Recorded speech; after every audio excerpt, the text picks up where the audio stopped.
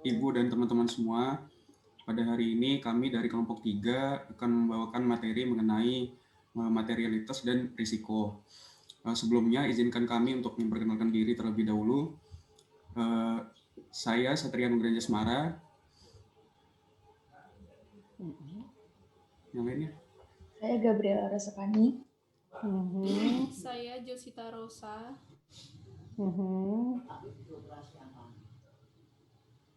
Saya Heru Rizal. Saya Muhammad Gaji Yudani.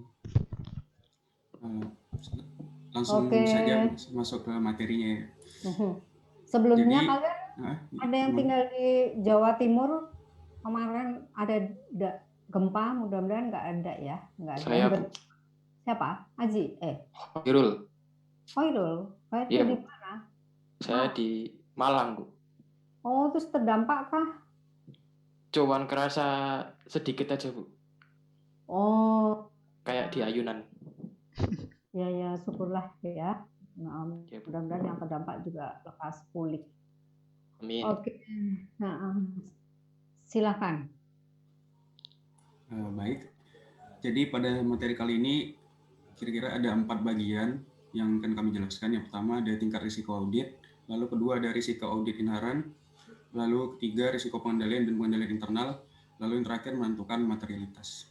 Oke, sebelumnya penulisan risiko itu bukan resiko pakai tapi risiko ya, Bu. Ya, karena dari risk kan ya. Diedit dulu aja. Nggak apa-apa sih, yang penting udah tahu. Oke. Terima kasih Bu atas koreksinya. Selanjutnya masuk ke materi. Jadi yang pertama materialitas.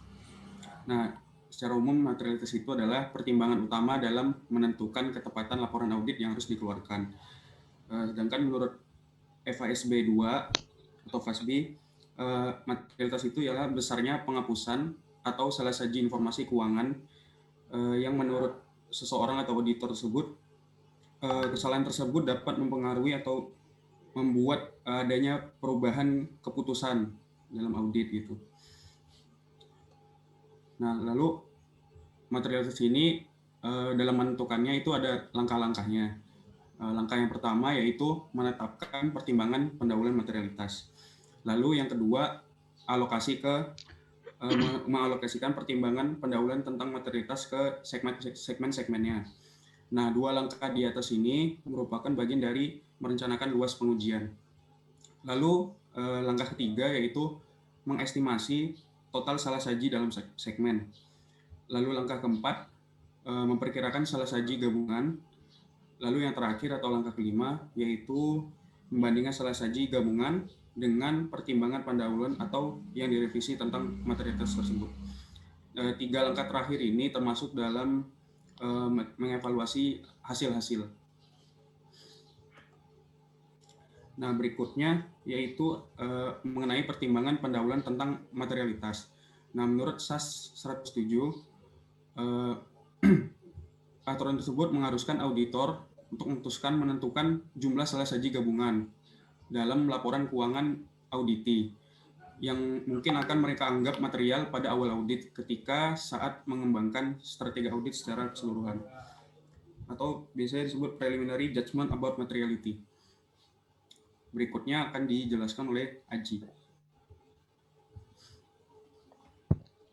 Baik, tujuan auditor untuk menetapkan pertimbangan tersebut adalah untuk membantu merencanakan pengumpulan bukti yang tepat.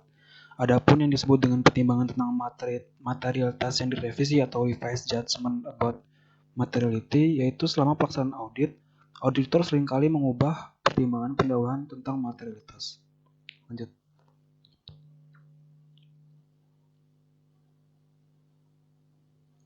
Lalu terkait dengan faktor-faktor yang mempengaruhi, yaitu yang pertama, relatif. Materialitas adalah konsep yang bersifat relatif dan bukan absolut. Lalu yang kedua adalah dasar yang diperlukan untuk mengevaluasi materialitas itu sendiri. Lalu yang ketiga yaitu faktor kualitatif atau penyebab salah saji juga mempengaruhi materialitas. Standar akuntansi dan auditing tidak menyediakan pedoman khusus bagi materialitas bagi praktisi. Pertimbangannya bahwa pedoman-pedoman semacam itu mungkin diterapkan tanpa memperhitungkan semua kompleksitas yang dapat mempengaruhi keputusan akhir dari auditor. Lanjut.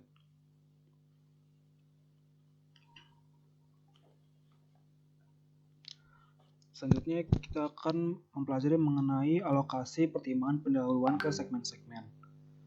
Alokasi ini dilakukan karena auditor mengumpulkan bukti per segmen dan bukan untuk laporan keuangan secara keseluruhan. Jika auditor memiliki pertimbangan pendahuluan tentang materialitas untuk setiap segmen, maka pertimbangan tersebut akan membantu auditor dalam memutuskan bukti audit yang tepat untuk yang harus dikumpulkan. Materialitas item-item yang tidak mempengaruhi laporan laba rugi harus dipertimbangkan secara terpisah. Karena misalnya akun aktiva lebih saji akan mempunyai dampak yang sama terhadap laporan laba rugi seperti kurang saji pada akun kewajiban. Sedangkan masalah seperti misklasifikasi dan neraca seperti pengklasifikasian vessel buyer sebagai utang usaha tidak akan mempengaruhi laporan dari laba rugi. Kusulan lanjut Sob.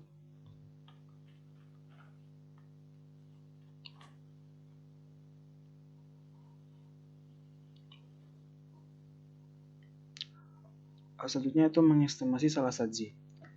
Ketika melaksanakan prosedur untuk setiap segmen audit, auditor membuat kertas kerja untuk mencatat semua salah saji yang ditemukan. Salah saji tersebut dapat dibedakan menjadi dua. Yang pertama, salah saji yang diketahui atau known misstatement. Ialah salah saji akun yang jumlahnya dapat ditentukan oleh auditor. Yang kedua yaitu salah saji yang mungkin atau likely misstatement, yang akan dibagi menjadi dua lagi. Yaitu, yang pertama salah saji yang berasal dari perbedaan antara pertimbangan manajemen dan auditor tentang mengestimasi saldo akun. Lalu yang kedua, proyeksi salah saji berdasarkan pengujian auditor atas sampel dari suatu populasi. Estimasi untuk kesalahan sampling timbul karena auditor hanya mengambil sampel dari sebagian populasi dan ada resiko bahwa sampel yang diambil tersebut tidak secara akurat mewakili populasi. Selanjutnya tentang resiko akan dijelaskan oleh Gaby. Ya, selanjutnya saya akan menjelaskan mengenai risiko. Auditor menerima beberapa tingkat ketidakpastian dalam melaksanakan fungsi audit. Nah, sebagian besar risiko yang dihadapi auditor itu sulit diukur, serta membutuhkan pertimbangan yang cermat sebelum auditor dapat merespon dengan tepat. Respon atas risiko yang baik sangat menentukan dalam mencapai audit yang bermutu tinggi. Model risiko audit membantu auditor memutuskan berapa banyak dan jenis bukti apa yang harus dikumpulkan dalam tiap siklusnya, yang dinyatakan sebagai berikut. AR atau audit risk, atau dalam bahasa Indonesianya risiko audit, sama dengan inherent risk dikalikan dengan risiko control risk, lalu dikalikan dengan plan detection risk. Nah, semakin besar keinginan auditor menyatakan pendapat yang benar, maka semakin rendah risiko audit yang bisa diterima. Jika misalnya auditor menginginkan keyakinan sebesar 99%, maka risiko audit yang dapat diterima adalah 1%. Atau jika keyakinan yang diinginkan adalah 95%, maka risiko audit yang dapat diterima adalah 5%. Komponen risiko memiliki hubungan tertentu dengan bukti audit yang diperlukan. Risiko pengendalian dan inherent tidak dapat dikendalikan oleh auditor, sehingga semakin tinggi risikonya, semakin banyak bukti audit yang diperlukan. Risiko audit dan deteksi dapat ditentukan oleh auditor, sehingga semakin kecil risiko yang diinginkan, semakin banyak bukti yang diperlukan. Selanjutnya akan dijelaskan oleh Jessica. Baik, selanjutnya saya akan menjelaskan tentang penilaian risiko. Jadi, dalam proses audit, komponen risiko itu ada 3, yaitu risiko bawaan atau inherent risk, risiko pengendalian atau control risk, dan risiko deteksi atau detection risk. Risiko bawaan itu merupakan risiko yang selalu ada. Risiko ini nggak pernah nol. Kemudian untuk risiko pengendalian atau control risk itu adalah salah saji yang tidak dapat dideteksi oleh pengendalian intern. Risiko pengendalian atau control risk ini risiko salah saji material yang dapat terjadi dalam suatu asersi tidak dapat dideteksi ataupun dicegah secara tepat waktu oleh berbagai kebijakan dan prosedur struktur pengendalian intern perusahaan. Jadi untuk control risk ini itu pengendalian intern atau intern controlnya yang sudah disusun oleh perusahaan tidak dapat mendeteksi dari risiko ini. Terus selanjutnya risiko deteksi. Risiko deteksi terjadi ketika auditor tidak dapat mendeteksi salah satu material yang terdapat dalam suatu aseksi. Jadi risiko deteksi itu terjadi ketika proses audit terdapat salah saji, namun auditor itu gagal untuk melakukan deteksi terhadap risiko itu. Next. Selanjutnya kita menentukan materialitas. Jadi menentukan materialitas itu terdapat proses-proses atau tahapan-tahapannya. Yang pertama adalah menentukan materialitas awal, lalu menentukan planning materiality, menentukan segmen materiality, dan menilai resiko audit. Menentukan materialitas awal itu adalah jumlah maksimal salah saji yang ditentukan oleh auditor sebelum proses audit. Selanjutnya, planning materiality adalah salah saji yang ditentukan auditor dengan menggunakan professional judgment. Angka materialitas dalam planning materiality ini berlaku bagi keseluruhan laporan keuangan. Dan yang terakhir, materialitas tingkat akun atau segmen itu adalah salah saji yang sudah dialokasikan ke segmen atau ke akun secara lebih detail. Untuk selanjutnya akan dijelaskan oleh teman saya, Rizal. Ya, berikutnya ada rumus perhitungan untuk planning materiality. Nah, jadi untuk menentukan berapa sih angka dari planning materiality itu rumusnya adalah rate dikali base. Nah, untuk selanjutnya menghitung materialitas tingkat akun atau segmen. Nah, ini rumusnya adalah nilai akun dibagi planning materiality dikali dengan total populasi. Selanjutnya ini ada rumus untuk menilai risiko audit yang dapat diterima. Rumusnya adalah inherent risk dikali control risk dikali dengan achieved detection risk. Lanjut.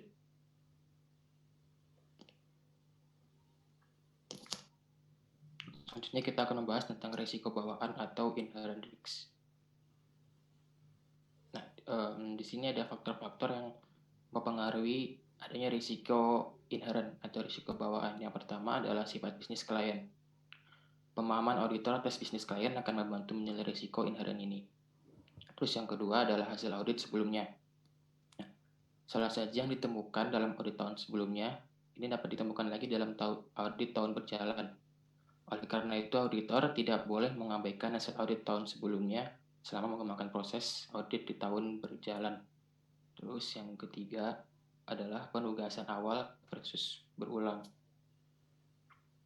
Auditor akan memperoleh pengalaman dan pengetahuan tentang kemungkinan salah saji setelah mengaudit klien selama beberapa tahun.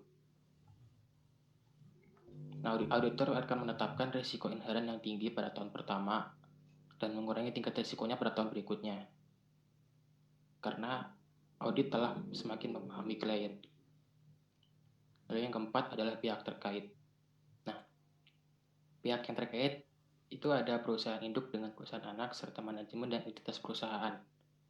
Risiko inherent atas transaksi pihak yang terkait ini sangat tinggi karena kemungkinan salah sajinya lebih besar. Yang kelima adalah transaksi non-rutin. Transaksi non-rutin ini transaksi yang tidak biasa bagi klien. Lebih besar risikonya dibandingkan dengan transaksi rutin, karena pengalaman untuk transaksi non-rutin masih sedikit. Kemudian yang keenam, unsur populasi. Nah, seluruh item yang membentuk populasi mempengaruhi ekspektasi auditor mengenai salah saji yang material. Kemudian yang ketujuh, ada pertimbangan atas pencatatan saldo akun. Auditor harus memperbesar risiko inherent karena banyak akun yang memerlukan estimasi dan banyak pertimbangan manajemen. Yang terakhir adalah pelaporan keuangan yang curang. Menurut konsep maupun praktik, sangat sulit memisahkan faktor-faktor risiko kecurangan ke dalam risiko yang dapat diterima ataupun risiko inherent. Next. Ya, sekian presentasi dari kami. Terima kasih. atas perhatiannya. Teman-teman, apakah ada yang mau ditanyakan? Oke, terima kasih untuk kelompok D. Jadi memang sering sekali ada pertanyaan, sebetulnya rumus materialitas itu seperti apa sih gitu ya? Ada yang baku atau tidak sih gitu ya? Sebenarnya tidak ada rumus yang baku karena setiap auditee itu punya karakteristik khusus ya. Jadi tidak bisa disamakan gitu ya. Mungkin misalnya materialitas untuk perbankan akan berbeda dengan materialitas untuk Astra, mobil itu ya, itu akan berbeda gitu. Nah, tapi setiap kantor akuntan publik ya, itu biasanya membuat pedoman di dalam menetapkan besarnya materialitas ya. Jadi tadi saya waktu sounding awal kuliah akan mulai, saya kirim ada satu foto yang saya ambil, sebetulnya itu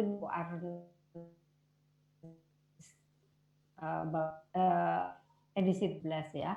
Itu ada salah satu contoh kantor akuntan publik yang membuat kebijakan mengenai bagaimana menetapkan materialitas ya. Jadi itu tadi contohnya untuk mana tadi ini ya. Nah, itu contoh dari kantor akuntan Berger and Anthony CPA ya. Jadi di situ dibilang bahwa professional judgment itu memang selalu diperlukan di dalam menetapkan materialitas. Tapi beberapa kebijakan berikut dapat diikuti. Jadi di situ kan dibilang ada combine total misstatement kalau lebih besar dari 6% kan disebut, di bawah 3% jadi antara 3 sampai itulah ya, range diperbolehkan ya 3 sampai 6. Kalau lebih dari 6 sudah sangat material gitu ya. Antara 3 dan 6 itu material, tapi di bawah 3 ada salah saja di bawah itu, maka tidak akan mempengaruhi opini. Maksudnya dia bisa saja memperoleh opini wajar tanpa pengecualian karena salah sajinya tidak material ya. Kemudian yang berikutnya 3-6% itu bisa dijadikan perkalian untuk benchmark yang umum. Nah, benchmark yang umum di sini adalah kalau income statement itu bisa berasal dari pendapatan sebelum pajak gitu ya, itu bisa jadi penyebutnya. Atau kalau balance sheet bisa current asset atau current liabilities atau total asset. Jadi bisa tergantung kepada jenis usahanya gitu. Nah, namun demikian yang di butir 3 di bawah di foto yang tadi itu, bahwa bagaimanapun juga kualitas faktor itu juga mengaruhi misalnya entitas manajemen ya, di awal kan barangkali ada hal-hal yang membuat auditor sudah bisa melihat, wah ini budaya di perusahaan ini kelihatannya kok tidak bagus ya, misalnya gitu. Karena dari awal sudah bilang ke auditor harus, atau misalnya nanti risikonya dianggap kecil aja ya, jadi bukti-buktinya juga nanti sedikit aja yang dikumpulkan misalnya gitu. Nah, itu salah satu faktor kualitatif yang perlu dipertimbangkan di dalam menetapkan materialitas. Juga misalnya tren pendapatan yang terus menurun. Nah, di situ bisa mempengaruhi juga faktor kualitasnya. Atau juga mengenai going concern-nya gitu ya. Nah, jadi tidak ada rumus yang baku di dalam menetapkan materialitas. Dulu malah pernah ada semacam PSAK ya, yang di Amerika ya, bahwa mengatakan kalau 10% itu adalah beda sebanyak 10% akan membuat pembaca laporan keuangan mengubah keputusannya gitu. Dulu seperti itu ya. Jadi kan salah satu definisi materialitas itu kan adalah suatu angka yang membuat orang akan mengubah keputusan kalau terjadi perbedaan sebanyak persentase tersebut gitu. Nah, dulu pernah ada 10%, tapi akhirnya itu juga dihapus karena enggak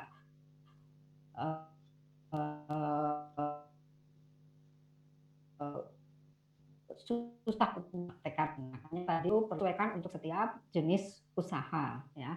Suatu usaha yang berbeda pun juga yang sama pun juga belum tentu sama materialitasnya, karena tergantung juga wilayahnya gitu ya. Mungkin dia di daerah maju ya, atau mungkin perusahaan itu bukan di daerah maju tapi daerah terpencil ya, walaupun mungkin sama-sama perusahaan, misalnya katakanlah oil company, nah tetap aja bisa beda gitu.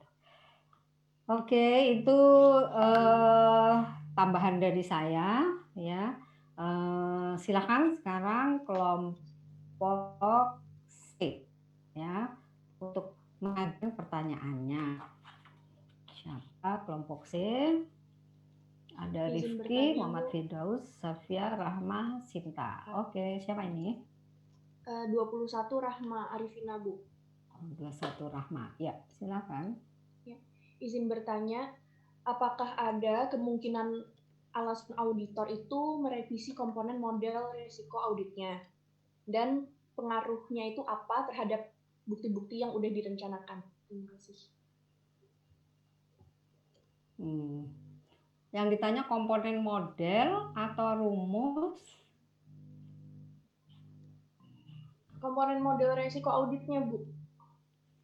Iya. Kalau misalnya udah ditentukan terus mau direvisi, itu ada nggak pengaruh kepada bukti-buktinya yang udah direncanakan, Bu? Oke, ini tentang risiko ya, bukan materialitas ya. Oke, silakan kelompok D menjawab. Izin menjawab ya. Jadi emang ada kemungkinan untuk siapa ini? Josita.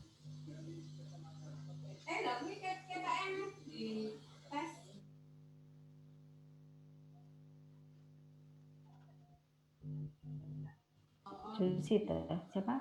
Josita, Bu. Nomor Josita 15. 15, ya. Ya. Jadi memang ada kemungkinan auditor itu merevisi komponen model risiko.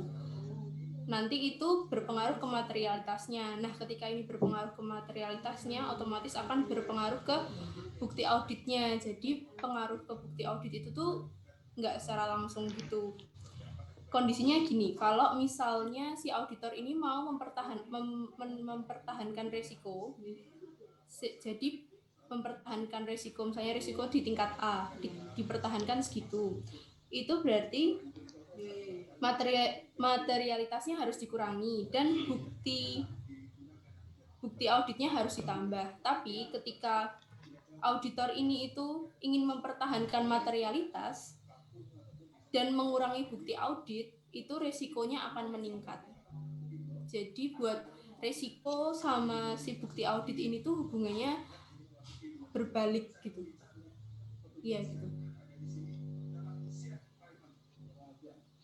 Ya. Oke, makasih Josita. Iya, Rahma.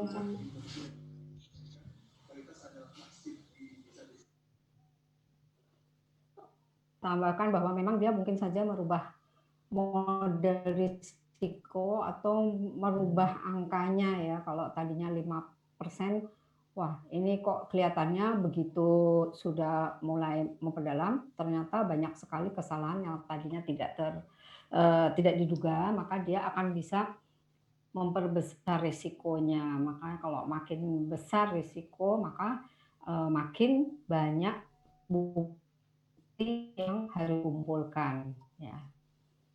Oke, pertanyaan selanjutnya.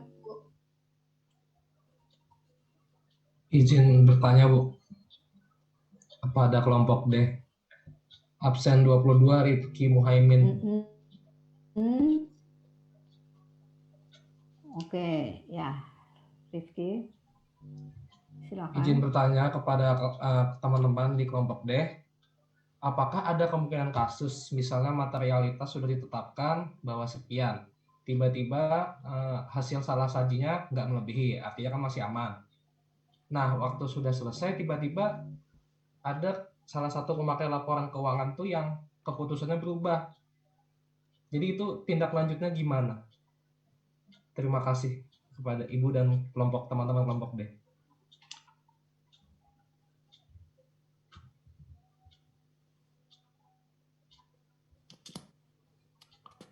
Ya, silakan Bob. Iya Bu, ya, saya absen 17 Khairul. 17 Izin Khairul. mencoba menjawab pertanyaan dari Rifki Bu.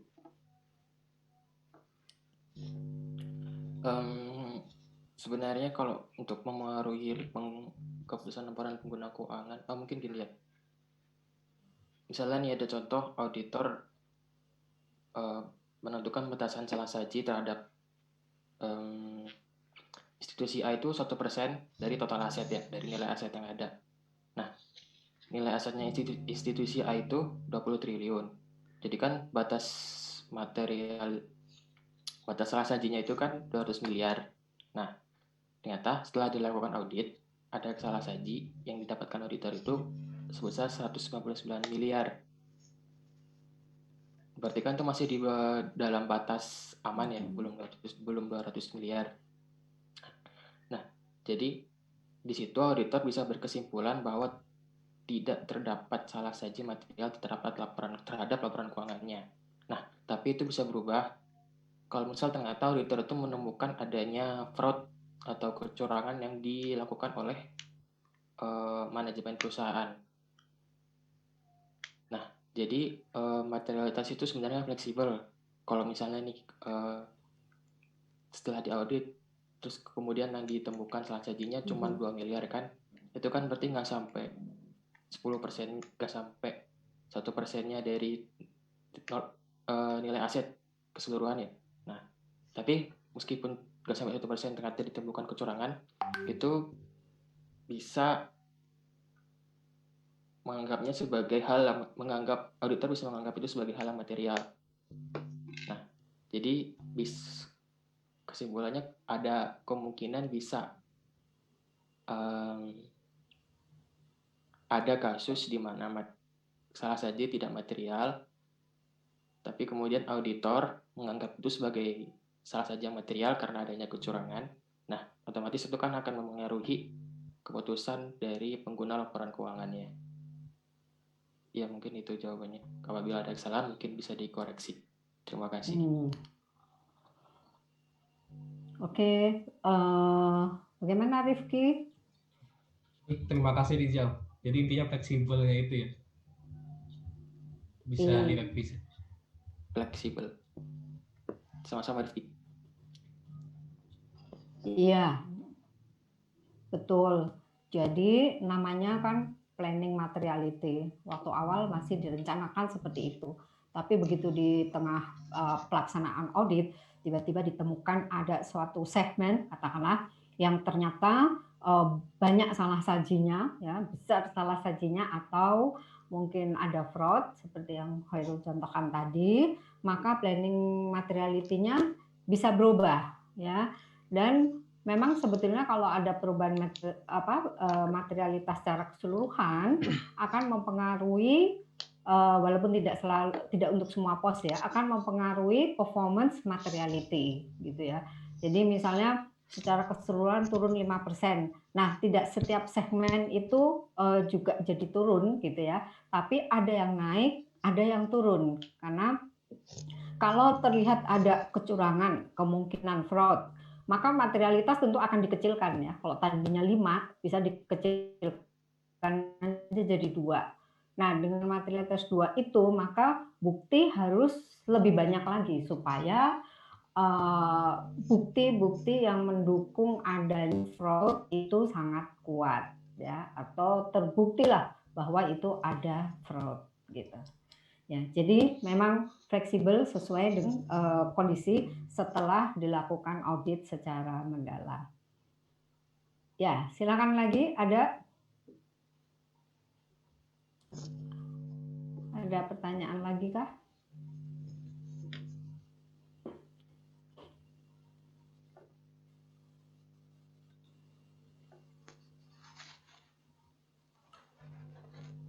Cukup?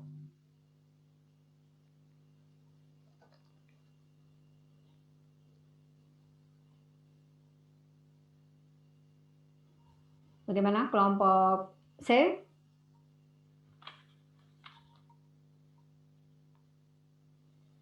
Tidak ada pertanyaan lagi? Cukup sepertinya, Bu. Ya, oke, cukup ya, Rahma. Baik, terima kasih untuk kelompok yang telah presentasi terkait teori risiko dan materialitas, dan selanjutnya kita ke batch yang kedua ya. Jangan lupa kalau presentasi atau dan nama ya, karena kan saya catat dan saya minta tolong juga Aji untuk membantu, mungkin siapa yang nanya gitu dicatat, karena Aji, apakah saya udah pernah cerita bahwa kemarin saya menggantikan dosen yang ternyata malah harus menilai dari awal? Iya, karena Bu, sudah dosennya kemarin. sudah tidak ada. Iya, nah berarti kita mau manage risiko tersebut dengan semua menyebutkan nama dan nomornya untuk dicatat sebagai aktivitas. Ya. Baik, sekarang batch yang kedua yaitu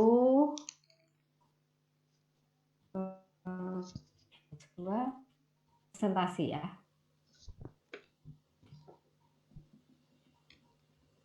Silakan, bisa langsung.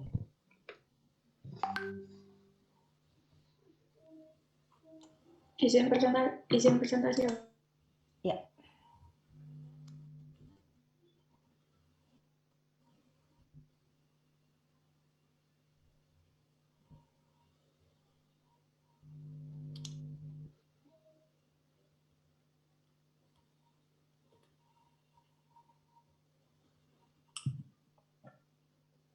Baik, langsung saja. Assalamualaikum warahmatullahi wabarakatuh. Selamat pagi menjelang siang, Ibu dan teman-teman semua. Kami dari kelompok F kali ini akan mempresentasikan pekerjaan kami terkait resiko audit dan materialitas. Sebelumnya, perkenalkan, saya Dana Putri dan 3 teman saya, ada Dewita, ada Risma, ada Rara. Hanya 4 ya kelompok ini. Iya, Bu. Nah, buat yang pertama ini analysis of audit risk.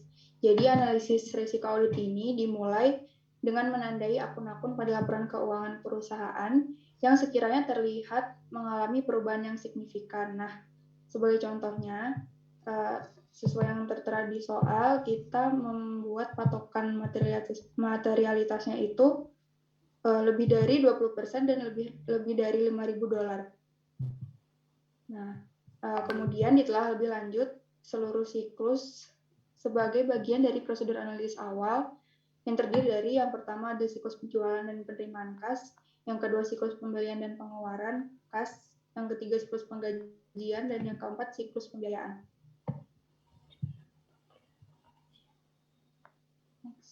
Nah, ini adalah beberapa akun yang udah ditinjau tadi. Dari yang patokannya itu dia punya perubahan lebih dari 20% dan perubahannya itu juga lebih dari $5.000. Next. Nah, ini juga sama. Jadi untuk yang pertama ada siklus penjualan. Yang pertama ada biaya pengiriman. Nah, dengan adanya akun biaya pengiriman ini, maka dapat disimpulkan bahwa Apple Blossom menggunakan syarat kontrak FOB destination dalam penjualan. Nah ini kan kalau FOB destination itu berarti perusahaan yang menanggung biayanya, jadi biayanya itu bertambah. Untuk biaya pengirimannya pada tahun 2003 ini mengalami kenaikan yang cukup signifikan, yaitu sebesar $14.669 atau sebesar 46%. Nah, biaya pengiriman ini dipengaruhi oleh beberapa hal, antara lain jarak pengiriman, volume pengiriman, dan lain-lain. Untuk yang berikutnya, bentar, ada piutang dagang. Nah, pos akun piutang atau accounts receivable pada tahun 2003 mengalami kenaikan sebesar 73.000 atau sebesar 52%. Nah, kenaikan piutang perusahaan ini terjadi seiring bertambahnya juga tingkat penjualan perusahaan Apple Blossom. Jadi dapat disimpulkan bahwa perusahaan menerima kredit pelanggan untuk penjualannya, dan mungkin ini merupakan upaya perusahaan untuk menarik pembeli untuk membeli barangnya. Nah, namun dengan kenaikan yang cukup signifikan ini, pos akun piutang harus lebih diperhatikan dan dijaga batasnya, karena kalau enggak bisa memunculkan permasalahan buat perusahaan. Misalnya jumlah piutang yang tak tertagih itu semakin meningkat karena perusahaan menumpuk jumlah piutangnya tadi.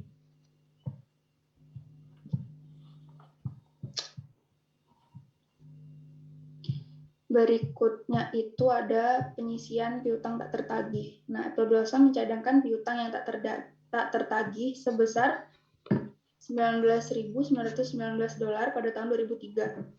Pos akun allowance for bad debts ini pada tahun 2003 mengalami kenaikan yang cukup signifikan, yaitu sebesar $8.030 atau sebesar 68%. Hal ini berkaitan dengan penjualan Apple Blossom yang sebagian besar dilakukan dengan kredit tagih, dan kemungkinan pelanggan tidak dapat memenuhi kredit itu cukup tinggi. Selanjutnya, pos akun penghapusan piutang atau bad debts mengalami kenaikan yang sangat tinggi pada tahun 2003, yaitu sebesar $1.634 atau sebesar 104%. Apple Blossom juga menghapuskan sebagian piutang yang sudah tidak mungkin lagi tertagih dengan jumlah $22.790 pada tahun 2003.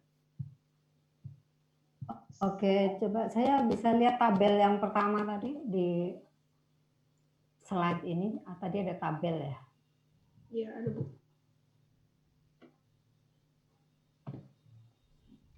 Depannya lagi.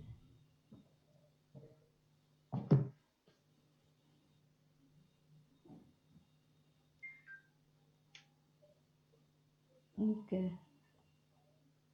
Ini ini per audit sama per books ya. Tapi tadi yang dibaca kayaknya kenaikan gitu ya. Per audit kayaknya ini salah deh, Bu. Per auditnya ini dia tahun 2002, terus per books-nya itu dia tahun 2003. Oh. Ya, jadi kayaknya nyambung sama yang soal sebelumnya. Yang 5A sama 5B. Yang hitung change analysis. Per audit sama per book ininya kan bukan change tapi koreksi audit ya. Iya. Jadi kalau ini sebetulnya perbandingan dengan tahun sebelumnya. Iya. Iya, maaf Bu. Iya, soalnya di yang bukan slide-nya itu, makalahnya juga seperti itu gitu. Jadi saya kira tadinya pas di slide-nya benar, nggak taunya masih ini juga ya. Oke, jadi yang penting tahu aja ya bahwa ini ada ketidaktepatan di sini. Ya. Oke, lanjut. Oke, nggak apa-apa. Lanjut. Baik, untuk selanjutnya yaitu siklus pembelian. Yang pertama ada utang dagang. Utang dagang atau account payable, perusahaan mengalami perubahan yang sangat signifikan, yakni menurun sebesar 39% atau $87.611. Namun, pos akun persediaan barang dagang menurun secara tidak signifikan, yakni sebesar 18% atau sebesar $154.119. Hal ini mengharuskan pengkajian ulang pada pos akun utang dagang karena sifat dari pos ini memiliki kemungkinan salah saji yang cenderung understated dan diragukan asersi completeness-nya karena perusahaan cenderung memiliki keinginan untuk menurunkan rasio utang agar terlihat lebih bagus atau window dressing. Nah, kenapa di sini juga dibahas persediaan? Jadi kayak utang dagang itu ada hubungannya, biasanya ada hubungannya dengan pembelian persediaan. Cuman dapat dilihat di sini utang dagang itu dia meningkatnya tuh sebesar 39%, sedangkan yang persediaan ini cuma 18%. Nah, di sini juga perlu dikaji ulang. Kenapa kayak nggak sejalan gitu. Terus selanjutnya ada beban dibayar di muka. Ini berdasarkan prosedur analitis awal yang kami lakukan, tidak ada pos akun beban dibayar di muka atau prepaid yang meningkat di atas 20% atau $5.000. Next.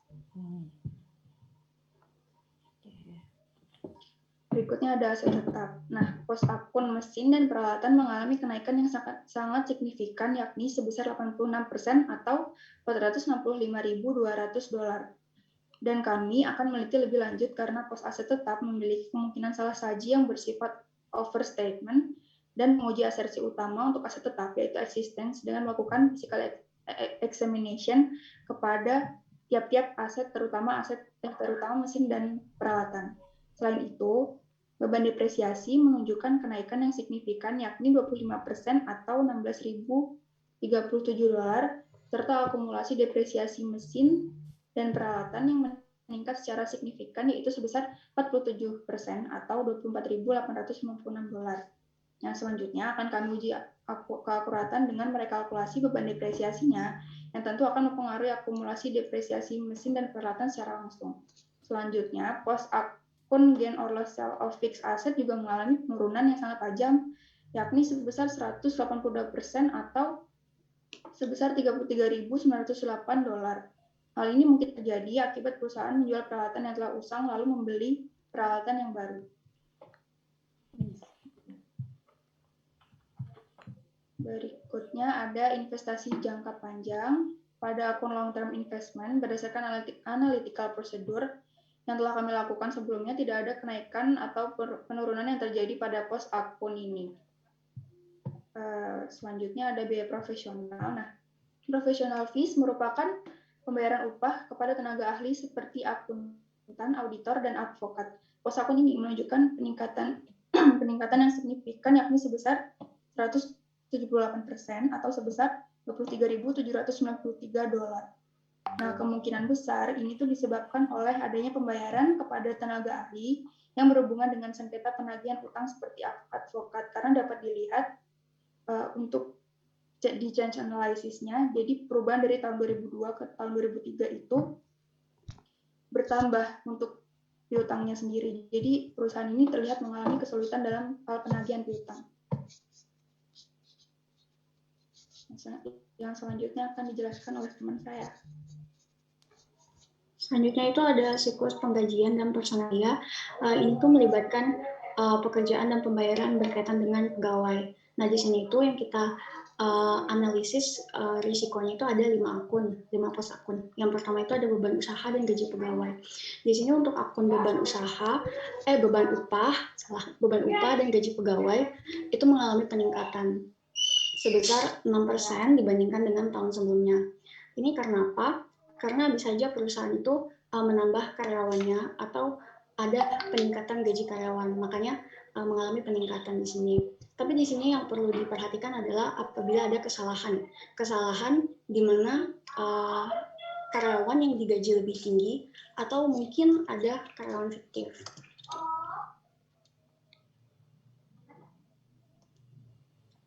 Kemudian untuk akun yang kedua dari siklus penggajian itu ada beban pajak penghasilan. Untuk beban pajak ini dia mengalami penurunan, tapi nggak signifikan, yaitu sekitar 1%.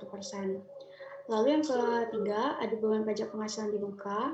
Untuk akun ini dia mengalami penurunan, berarti perusahaan sudah melunasi utang pajaknya. Nah, kesalahannya itu bisa saja terjadi pada kesalahan pencatatan. Kemudian yang keempat itu untuk utang gaji dan upah pegawai. Di sini untuk akun ini mengalami penurunan 100%, ya berarti gajinya udah dibayarkan. Dan dari utang yang sebelumnya. Kemudian kesalahan yang mungkin terjadi sama seperti akun pos sebelumnya, yaitu apabila ada kesalahan pencatatan. Lalu yang kelima itu ada beban pajak properti dibuka. Akun ini mengalami peningkatan sebesar lumayan signifikan 56% daripada tahun sebelumnya. Namun perusahaan ini tidak melakukan jual atau beli properti pada tahun bersangkutan. Jadi perlu diperhatikan lebih lanjut. Nah, kemudian untuk siklus berikutnya ada siklus pembiayaan. Di siklus pembiayaan ini juga ada 5 pos akun yang perlu kita analisis risikonya. Yang pertama itu ada wesel bayar atau notes payable. Di sini kan ada dua ya, ada yang short, ada yang long. Untuk yang short itu udah mengalami penurunan 100%, artinya jumlahnya itu udah dibayarkan, jumlah tahun sebelumnya itu udah dibayarkan pada tahun berjalan. Kemudian untuk yang long itu meningkat 100%. Hal ini berarti perusahaan itu menambah notes baru pada tahun berjalan. Nah, di sini kita perlu sebagai auditor kita perlu melakukan asersi completeness dan akurasi. Asersi completeness itu untuk melihat apakah seluruh notes itu udah dimasukkan, udah diperhitungkan. Kemudian untuk asersi akurasi kita untuk menghitung kembali apakah notes yang pada tahun berjalan diterbitkan perusahaan tahun berjalan itu udah dicatat secara akurat. Kemudian yang kedua itu terkait dengan beban bunga. Di sini beban bunga itu mengalami penurunan. Nah, di sini tuh auditor perlu perhatikan lagi, perlu diuji ulang karena kan tadi notes-nya naik kan, tapi masa beban bunganya turun gitu. Nah, ini perlu dihitung ulang. Lalu untuk beban bunga dibayar di muka juga perlu diperhatikan lagi. Di sini dia mengalami peningkatan. Nah, di sini peningkatannya karena ada bunga tambahan dari notes yang diterbitkan perusahaan. Di sini juga auditor itu harus melakukan rekalkulasi lagi untuk menguji keakuratannya. Kemudian yang keempat itu ada modal saham. Untuk modal saham atau common stock itu didapatkan kalau nggak ada kenaikan atau penurunan. Lalu yang kelima itu ada dividen. Untuk pos akun dividen itu mengalami kenaikan lumayan signifikan sebesar 32%. Nah, di sini juga perlu kita kaji lebih lanjut pada akun pos dividen karena bisa aja di pos ini mengalami cenderung overstatement dan perlu kita uji keakuratannya dengan kita hitung ulang nilai dividennya. Nah, lanjut ke siklus yang kelima. Di siklus yang kelima ini untuk kas dan setara kas. Di situ ada 3 pos akun yang perlu kita perhatikan. Yang pertama untuk Cash Big City National Bank. Cash Big City National Bank ini dia mengalami peningkatan lumayan signifikan, 65%, yang berarti bahwa perusahaan ini melakukan peminjaman uang yang jumlahnya besar pada bank. Untuk kesalahan yang perlu kita analisis di sini adalah bisa terkait dengan transaksi fiktif atau apabila ada kesalahan pencatatan yang menyebabkan cash overstated. Lalu yang kedua itu ada Cash Second National Bank. Untuk Cash Second National Bank ini juga mengalami peningkatan yang sangat signifikan sampai 525%. Nah, ini mungkin aja terjadi juga karena perusahaan melakukan peminjaman yang dalam jumlah besar. Untuk Cash Second National Bank ini juga sama kayak yang sebelumnya. Kita perlu perhatikan apakah ada kesalahan dalam apakah dia transaktif atau kesalahan error yang menyebabkan cash itu bisa overstated. Dan yang terakhir itu ada petty cash. Untuk petty cash perusahaan ini dia mengalami peningkatan dari periode sebelumnya, yaitu sebesar 19% atau sebesar $80. Nah, di sini untuk petty cash ini perlu dilakukan physical examination pada akun yang bersangkutan. Selanjutnya, analisis questionable account akan disampaikan oleh Risma. Oke. Jadi analysis of questionable account ini merupakan analisis terhadap pos akun tidak terduga dan dia adalah bagian dari identifikasi risiko kemungkinan terjadinya salah saji di beberapa pos akun. Jadi tuh kita di sini menganalisis akun-akun yang yang bisa dipertanyakan gitu. Misalnya tuh kalau misalnya ekspektasi kita akunnya itu bakal berubah, tapi malah akunnya itu nggak berubah ataupun sebaliknya. Nah, analisis ini kita klasifikasiin juga menjadi beberapa siklus, yaitu siklus penjualan, siklus pembelian, siklus penggajian, pembiayaan, serta kas dan setara kas. Next.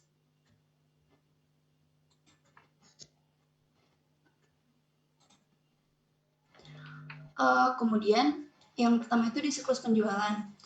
Akun yang bisa dipertanyakan di sini tuh ada provision for bad debts. Nah, di sini provision for bad debts tuh dia meningkat yang cukup signifikan pada tahun 2003, yaitu sebesar 104%. Nah, di sini tuh kemungkinannya ini bisa terjadi karena peminjam itu memiliki kondisi yang menyulitkan untuk membayar atau bangkrut, makanya dia nggak bisa membayar, atau juga mungkin karena kontrak-kontrak atau perjanjian yang dilakuin itu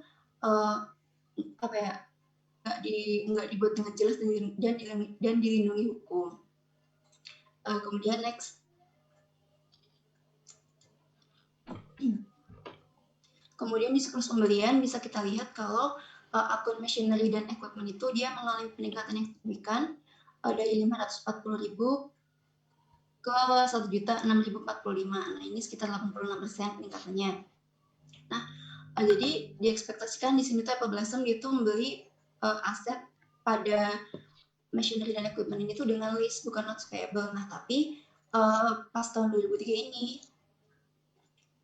justru nggak ada peningkatan saldo akun list obligation, baik yang short term maupun yang long term, karena itu perlu ditinjau lebih dalam lagi tentang akun ini. Kemudian yang ketiga, next.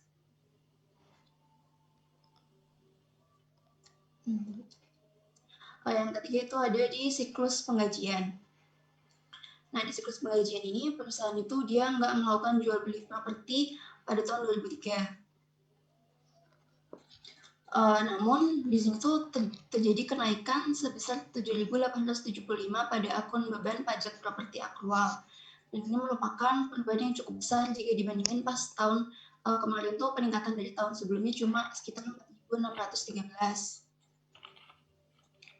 Sebentar, ini penggajian, tapi kok di dalamnya properti? Soalnya di siklus penggajian ini salah satunya ada ini Bu yang pajak properti. Atau salah masukin ya Bu? Nah, iya kayaknya. Mungkin siklus apa ini? Accrued payroll taxes, wages, property taxes. Jadi mengaitkannya mungkin dengan yang bukan accrued property taxes. Oh iya Bu. Oke, kalau yang penggajian ini mungkin yang questionable account-nya itu adalah tadi ya ada kenaikan gaji padahal tidak ada rekrutmen baru ya, kalau nggak salah gitu ya. Oh iya. Nah, ini kan penugasan yang bagian 2 ini analysis of questionable account. Jadi maksudnya akun lain yang dipertanyakan ya, karena sebetulnya dampak merupakan kenaikan atau penurunan lain, tapi kok akun yang ini tidak terdampak gitu. Sebetulnya seperti itu sih. Oke. Ya, lanjut deh. Baik Bu.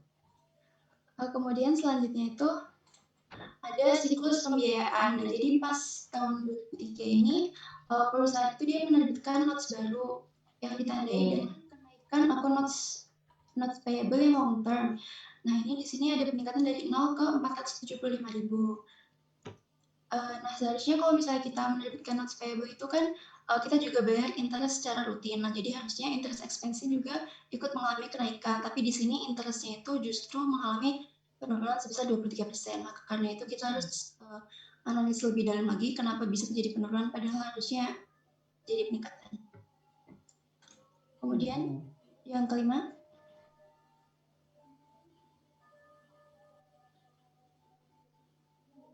Yang kelima yaitu kas dan setara kas. Nah, ini seperti yang sudah dijelaskan tadi, jadi di sini ada peningkatan signifikan dari Cash Second National Bank. Dia mengalami peningkatan dari 5.000 sampai 36.000 dan ini sekitar 5 kali lipat.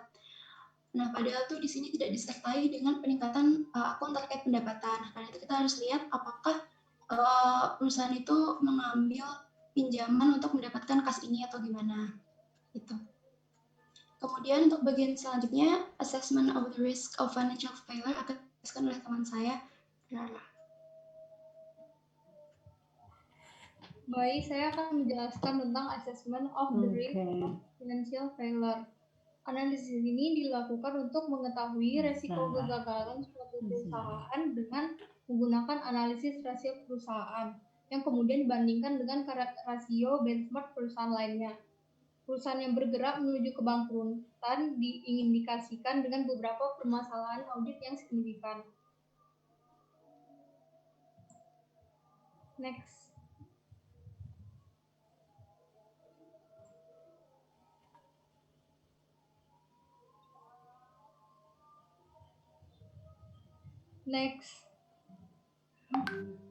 Jadi ini ada contoh analisis rasio ringkasannya dan yang akan dijelaskan di slide selanjutnya.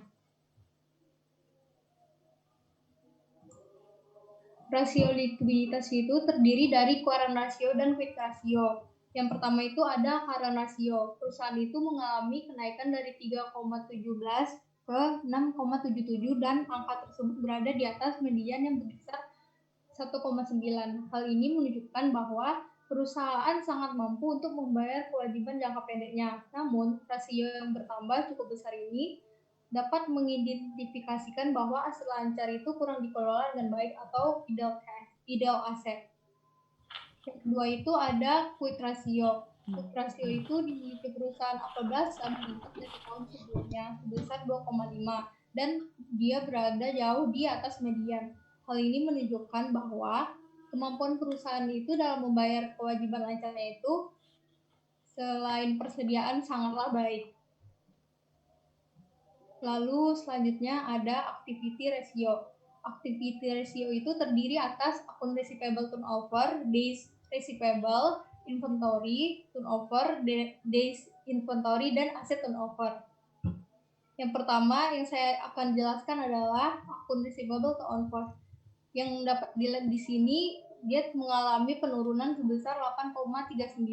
Hal ini terjadi karena penjualannya itu naik, piutang perusahaannya juga mengalami kenaikan. Itu berarti perusahaan itu dalam menagih piutangnya, perusahaan itu dan manajemen kreditnya itu menurun. Akan tetapi, rasio di tahun terakhir perusahaan lebih tinggi daripada median yang ada. Bisa dikatakan walaupun kinerjanya menurun, tetapi kolektibilitas perusahaannya itu masih sangatlah baik daripada perusahaan sejenisnya. Lalu yang kedua itu ada days receivable. Walaupun days receivable ini lebih di bawah median, days receivable Apple Blossom ini mengalami kenaikan sebesar 4,853 dari 2002 ke 2023. Kenaikan ini dapat dilihat jelas karena jumlah piutang perusahaan dari tahun lalu mengalami kenaikan. Tingkat efektivitas dalam penagihan dapat dikatakan menurun dan pelanggan membutuhkan hari yang lama untuk melunasi utang kepada perusahaannya. Yang ketiga ada inventory turnover. Rasio ini mengalami kenaikan sebesar 0,59 dan berada di bawah median. Dapat dilihat walaupun belum efektif, perusahaan berusaha untuk meningkatkan kinerja dan menjual persediaannya. Hal ini ditunjukkan dengan kenaikan harga COGS seiring dengan berkurangnya jumlah persediaan dari tahun sebelumnya. Lalu yang keempat ada days inventory. Dapat dilihat di sini bahwa perusahaan mengalami penurunan sebanyak 48,98, namun masih berada jauh di atas median. Hal ini menandakan bahwa perusahaan memerlukan hari yang lebih banyak dari tahun sebelumnya untuk menjual persediaannya. Hal ini juga menunjukkan menurunnya kinerja perusahaan dalam manajemen persediaannya. Lalu yang kelima ada asset turnover. Rasio aset turnover ini mengalami penurunan sebesar 0,07 dan berada di bawah median, yang menandakan perusahaan ini mengalami penurunan efisiensi dalam mengelola asetnya untuk kepentingan penjualannya. Selanjutnya ada profitability ratio. Profitability ratio itu terdiri atas income to net worth dan income to total asset yang biasa disebut dengan return on asset.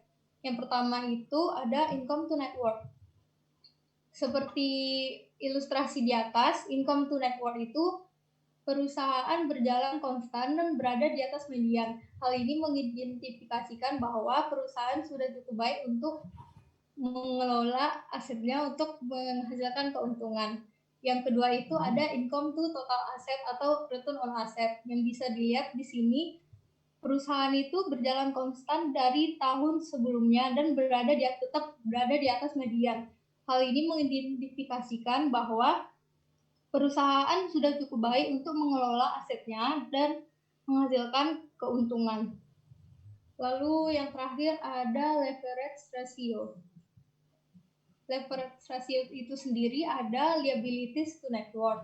Dapat dilihat di perhitungan sebelumnya bahwa liabilities to net worth itu mengalami kenaikan sebesar 0,01, namun masih berada di bawah median. Hal ini diindikasikan bahwa perusahaan masih dalam kondisi yang baik, walaupun kewajiban masih dalam batas normal dibanding dengan total kekayaan bersih perusahaan atau owner equity. Yang kedua itu ada liabilities to total asset. Seperti yang dihitung sebelumnya, dapat dilihat 24% itu perusahaan dibiayai oleh liabilitas. Rasio ini juga masih berada di bawah median dan menunjukkan perusahaan itu masih dalam keadaan aman dalam permasalahan pelunasan hutangnya. Yang terakhir ada times interest earned.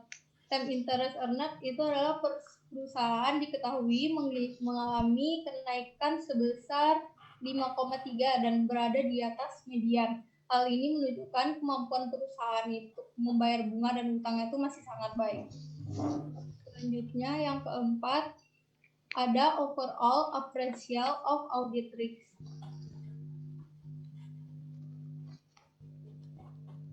Di sini yang pertama, perusahaan itu memiliki tingkat likuiditas yang baik jika meninjau dari current ratio dan quick ratio-nya yang memiliki angka yang berada di atas median perusahaan. Namun, terdapat perbedaan yang signifikan pada beberapa rasio yang telah dihitung, yaitu rasio likuiditas dan aktivitas. Rasio likuiditasnya sendiri itu memiliki angka yang tinggi dan dapat dikatakan sangat baik, sedangkan beberapa rasio aktivitas memiliki penurunan seperti rasio perputaran aset, rasio days inventory, dan rasio perputaran hari. Lalu yang kedua ada apel balsam memiliki perputaran piutang rata-rata 22 kali dalam setahun, yang berarti pelanggan melunasi utangnya yang rata-rata dalam kurun waktu 17 hari. Rasio ini termasuk sangat tinggi dibanding dengan median perusahaan dan mengidentifikasikan bahwa perusahaan memiliki kebijakan kredit pelanggan yang baik. Ketiga, kesimpulannya adalah kondisi finansial apel balsam company sedang berada dalam kondisi yang baik, walaupun terdapat beberapa penurunan kinerja seperti kolektibilitas serta pemanfaatan aset lancar seperti akun kas, dan perusahaan bisa dikatakan jauh dari kebangkrutan. Sekian presentasi dari kelompok kami. Apabila ada yang ditanyakan, kami persilahkan.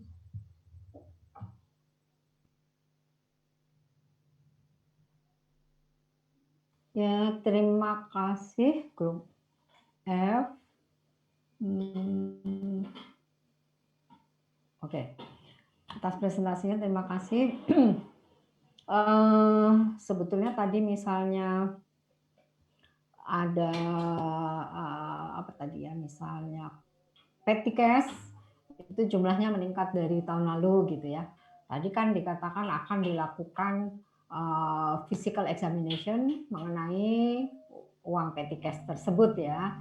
Nah, sebetulnya kalau tindakan selanjutnya sebenarnya bukan hanya melakukan cek fisik, tapi juga mengenai kebijakan yang mendasarinya. Jadi ingat mengenai pengendalian intern, kan ada 5 prinsip pengendalian intern ya.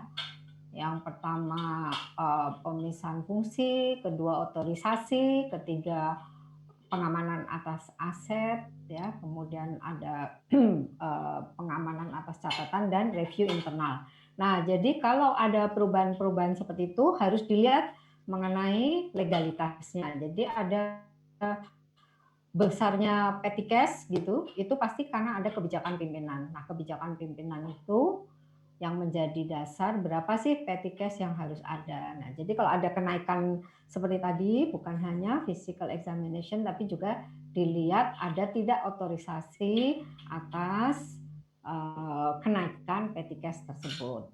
Ya. Oke, itu tanggapan dari saya. Kalau mengenai overall appraisal tadi, apakah nggak ada perbandingan dengan industri lain misalnya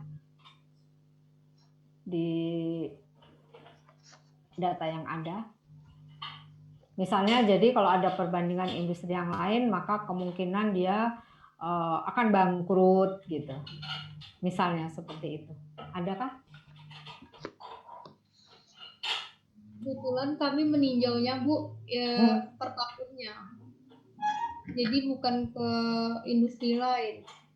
Oh, nggak ada komparasi dengan industri lain ya? Iya Bu.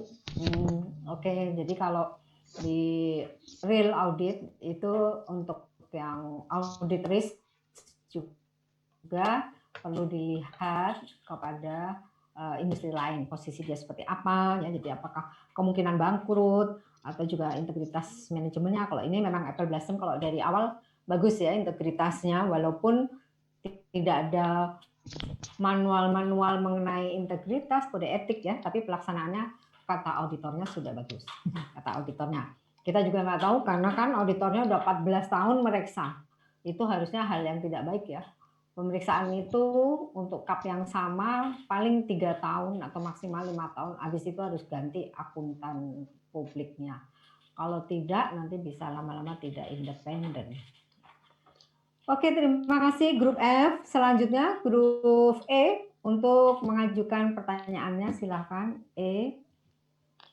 Saya mau bertanya. Siapa ini? Dian Bu, angka 9. 9, sebentar. Dian 9. Oh ya, di sini ada 2 Dian ya kalau nggak salah. Oke, Dian nomor 9. Yang 2 Dian kelas 1-nya. Silakan Dian.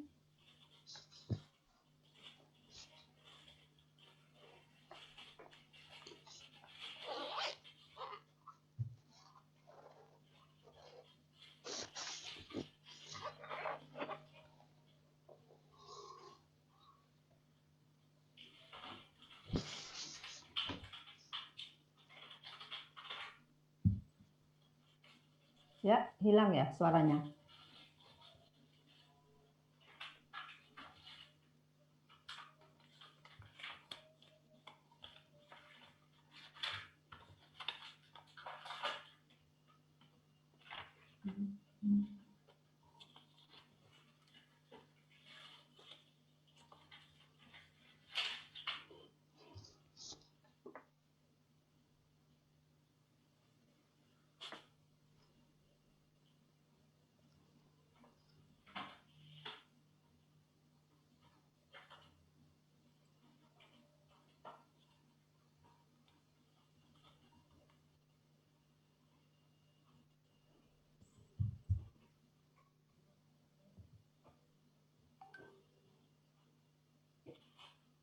Apa pertanyaannya, Dian?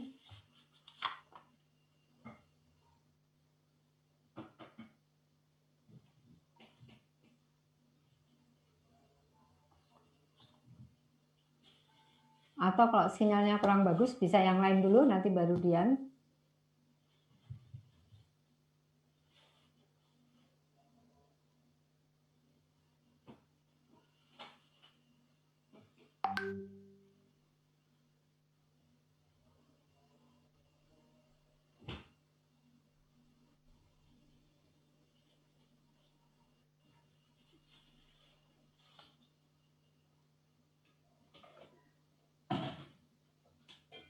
Izin bertanya. Siapa? Saya Iglesias Bu, absen 12. Oke, 12. Ya. Ini sebelumnya ini kan membahas tentang materialitas dan risiko audit ya. Nah, soalnya saya sebelum ngerjain ini juga sempat baca di mana ada sebuah ini kayak gitu, keyword. Jadi risiko audit itu untuk audit risk sama detection risk itu semakin dia risikonya rendah, itu bukti auditnya semakin banyak, dan berbanding terbalik dengan inherent risk, di mana inherent risk-nya itu jika tingkat risikonya tinggi, maka bukti auditnya itu tingkat inherent risk-nya itu rendah, maka bukti auditnya rendah. Nah, itu kenapa? Dasarannya itu apa? Serta teorinya itu gimana bisa seperti itu? Terima kasih. Oke, Iglesias. Silakan grup F untuk menjawab.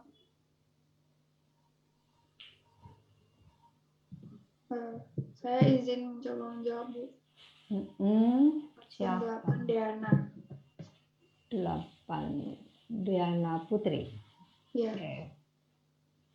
Tadi kan pertanyaannya yang pertama ya, kayak inherent risk itu dia semakin rendah risikonya, maka semakin dikit juga buktinya. Ini kenapa? Karena inherent risk itu kan dia risiko bawaan. Jadi misal dari perusahaannya ini akunnya itu dia punya risiko yang rendah. Nah, kalau punya risiko yang rendah, dia kayak kemungkinan salah sajinya tuh juga rendah. Jadi kayak nggak perlu bukti banyak-banyak gitu.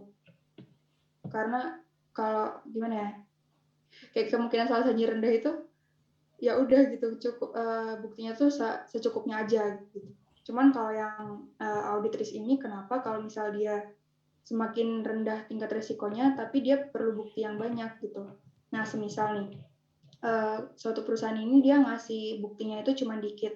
Nah, kalau kayak gitu auditor ini dia kayak nggak leluasa gitu buat ngaudit perusahaan itu. Jadi kemungkinan auditor ini cuma menemukan sebagian kecil aja gitu salah sajinya. Terus ternyata setelah dia mengeluarkan opini, ternyata masih ada salah sajinya banyak gitu. Nah, ini kenapa perusahaan itu perlu memberikan bukti yang banyak itu biar si auditornya ini bisa leluasa mengetahui sebagian besar atau mungkin kayak seluruh kesalahan saji dari perusahaan itu biar audit risk-nya rendah gitu.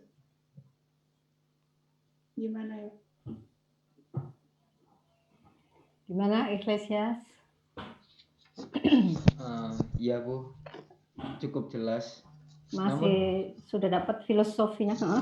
Ya, sudah dapat filosofinya. Terus, Bu, ini tuh nanti ada hubungannya nggak sama materialitas? Soalnya materialitas kan juga punya keyword, yaitu semakin tinggi materialitas, semakin rendah bukti auditnya. Itu ada hubungannya nggak gitu? Ada apa enggak gitu maksudnya? Coba silakan jawab. Saya ini yang pertama tadi dulu ya. Jadi kalau filosofinya itu apapun yang berisiko tinggi, maka pengamanan kita kan lebih tinggi juga gitu kan. Jadi kalau risiko audit tinggi itu maka berarti pengamanannya harus lebih tinggi, dalam arti bukti auditnya harus lebih banyak untuk kita bisa menghilangkan risiko yang tinggi itu gitu. Filosofinya seperti itu, Iglesias. Dalam hal ini berarti pengamanan itu menyangkut jumlah bukti yang harus dikumpulkan. Makin tinggi risikonya, makin banyak bukti yang harus dikumpulkan. Kalau risikonya itu rendah, ya berarti bukti sedikit saja sudah akan bisa menjawab apakah risiko itu terbukti atau tidak. Ya, Oke, untuk pertanyaan yang kedua dari Iglesias, silakan ada yang mau menjawab? Hubungannya dengan materialitas, risiko dengan materialitas.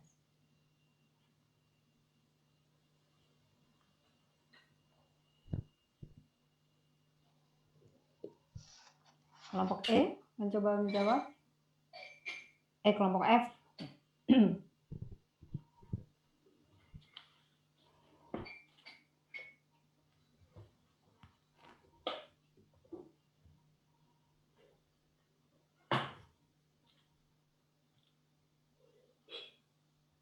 Bagaimana?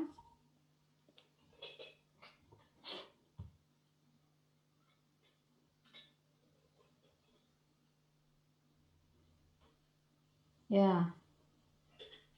Oke, kalau singkatnya sih, ya silakan.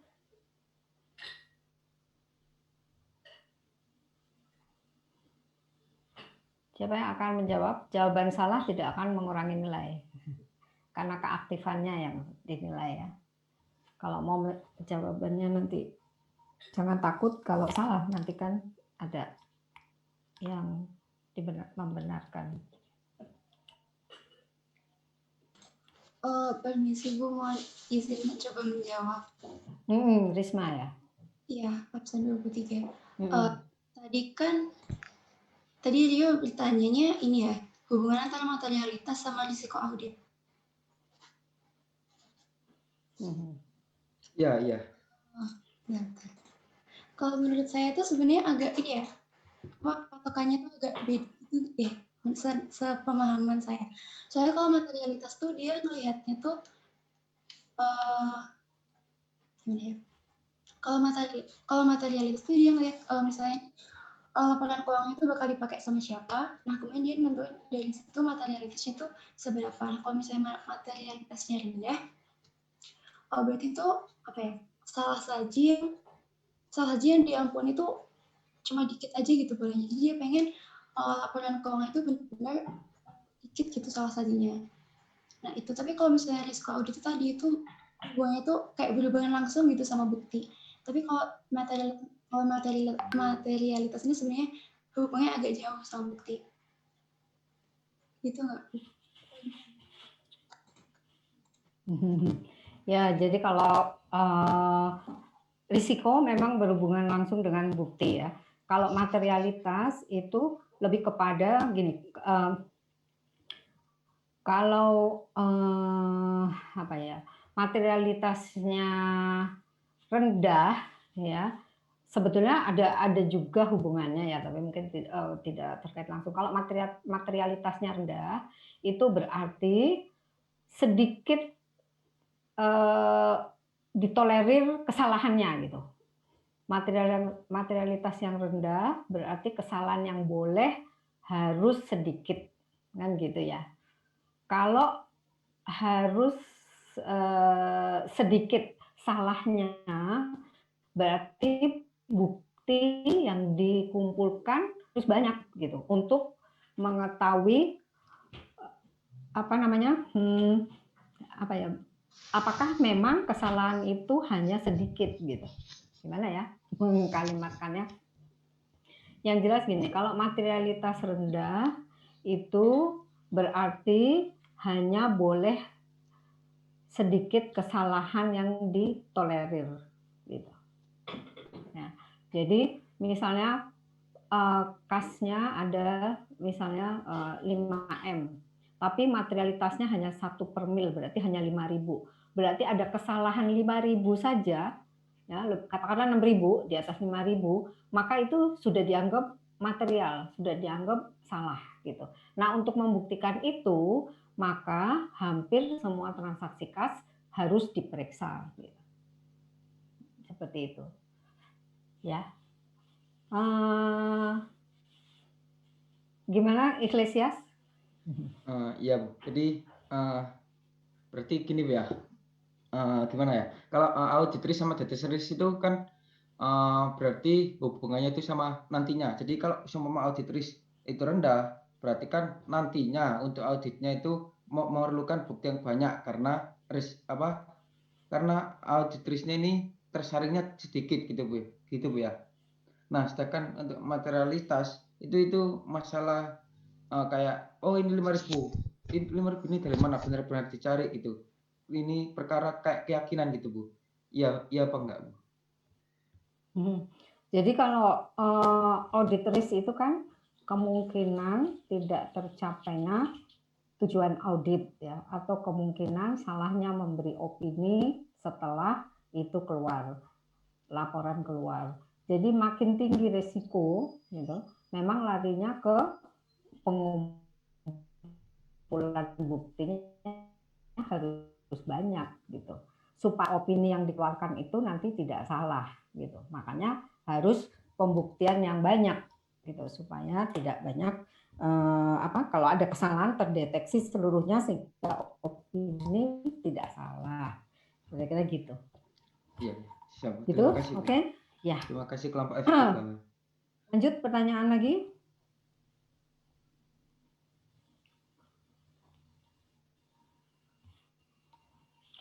Adakah dari kelompok E akan bertanya lagi?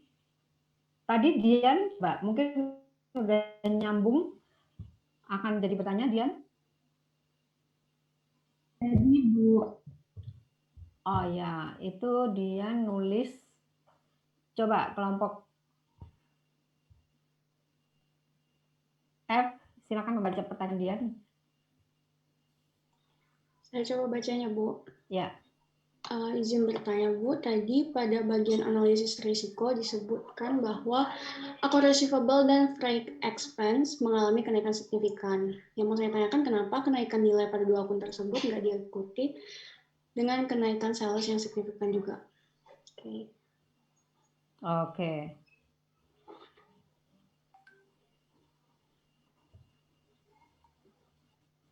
Apakah memang sales tidak naik? Naik tapi nggak signifikan, Bu. Oh gitu. Naik ya. tapi nggak signifikan. Oke. Saya coba jawab ya, Bu. Ya. Bisa.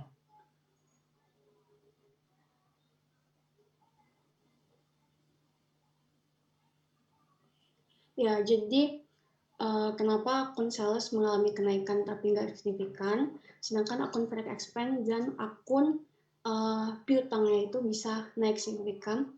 Jadi kalau misalnya dari sisi penjualan itu memang buat tahun ini tuh meningkat, tapi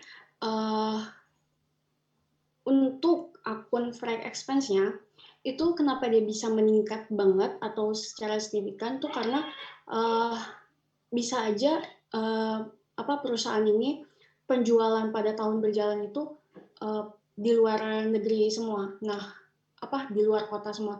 Jadi otomatis freight-nya kan meningkatkan signifikan. Nah, kemudian terkait dengan akun receivable-nya, kenapa meningkat signifikan juga? Itu kemungkinan terjadinya juga penjualan pada tahun berjalan itu rata-rata penjualan itu kredit semua. Dan penjualan pada tahun sebelumnya itu masih belum dilunasi sama pelanggan, makanya bisa meningkat signifikan. Jadi antara kedua akun tersebut, antara freight sama piutang itu nggak signifikan gitu sama kenaikan sales. Kira-kira begitu, Bu. Mungkin ada tambahan. Terima kasih. Oke, jadi ini kan memang masih analytical procedure ya. Nanti akan dibuktikan betul pada saat melakukan pemeriksaan. Nah, mungkin nanti pada saat kita melihat kepada penjualan akan terlihat ini betul apa tidak gitu ya. Oke, bagaimana Dian? Menjalani Bu. Terima kasih. Oke, lanjut. Ada lagi? Kalau tidak ada, kita ke batch berikutnya. Kalau masih ada sih, silakan. Masih ada pertanyaan tidak dari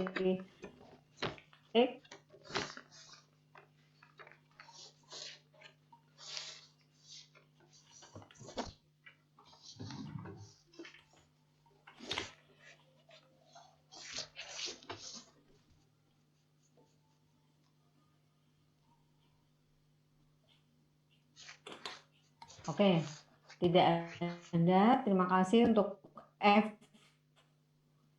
yang telah menyajikan materi di 2 ini, dan E yang telah mengajukan. Ada 2 pertanyaan tadi ya.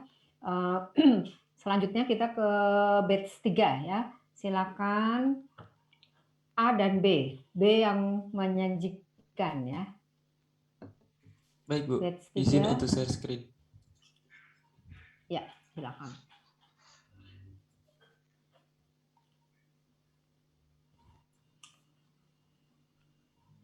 Udah, gitu. Kok begitu? Kok betul? Iya, bentar. Sorry ya.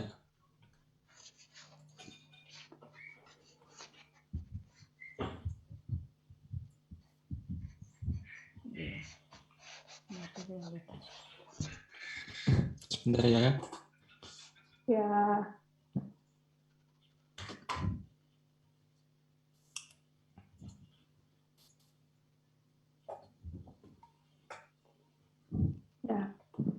Assalamualaikum warahmatullahi wabarakatuh. Selamat siang semuanya. Selamat siang Bu Endang.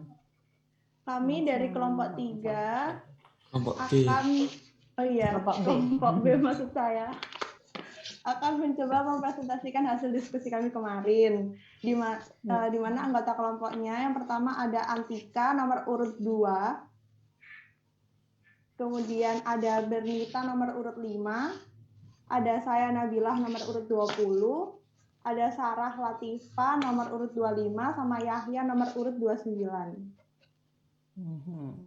Yang akan kita bahas di sini ada definisi, konsep materialitas, dasar penetapan alokasi, sama perhitungannya. Untuk yang definisi dipersilakan. Untuk yang pertama, kita masuk ke definisi materialitas. Yang sebelumnya sudah dijelaskan di batch yang pertama. Jadi materialitas ini adalah tingkat salah saji yang dapat mempengaruhi keputusan yang diambil oleh pengguna laporan keuangan. Jadi materialitas ini adalah pertimbangan utama bagi auditor untuk menentukan ketepatan laporan audit yang dikeluarkan. Nah, materialitas ini menjadi dasar untuk penilaian resiko dan penentuan luasnya prosedur audit.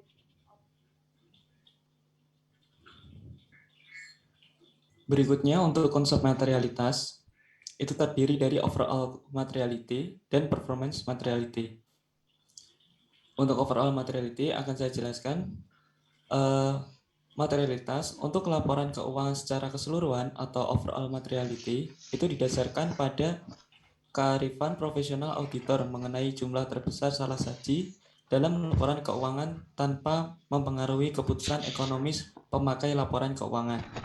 Jika jumlah salah saji yang tidak dikoreksi, terpisah atau digabungkan itu lebih besar dari overall materiality yang ditetapkan, maka laporan keuangan disalahsajikan secara material.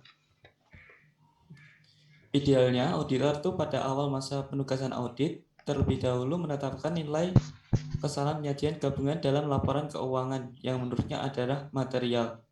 Pertimbangan ini disebut pertimbangan awal tentang tingkat materialitas atau preliminary judgment about materiality.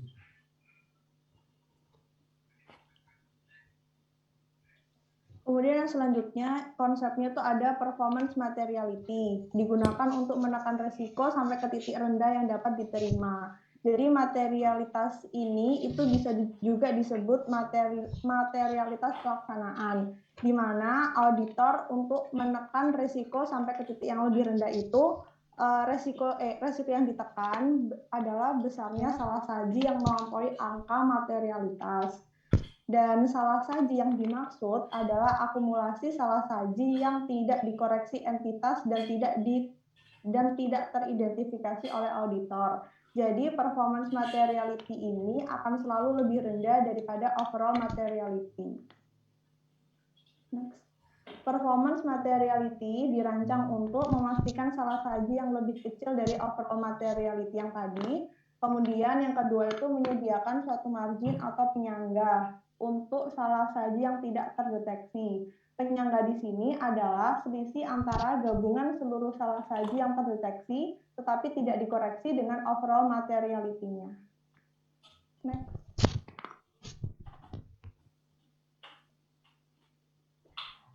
Lalu selanjutnya ada dasar penetapan alokasi materialitas. Jadi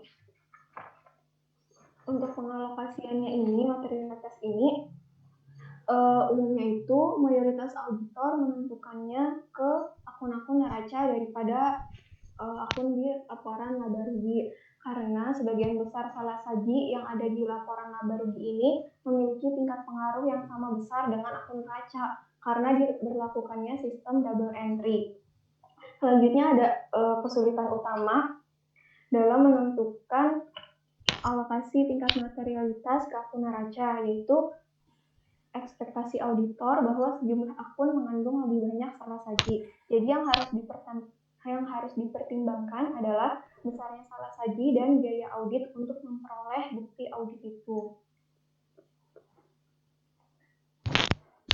Di soal apple blossom itu, alokasi performance materiality pada apple blossom Colon Company tahun 2003 ditetapkan berdasarkan dari 75% overall materiality atau sebesar 16.696,64 US dollar dengan undetected misstatement sebesar 25%.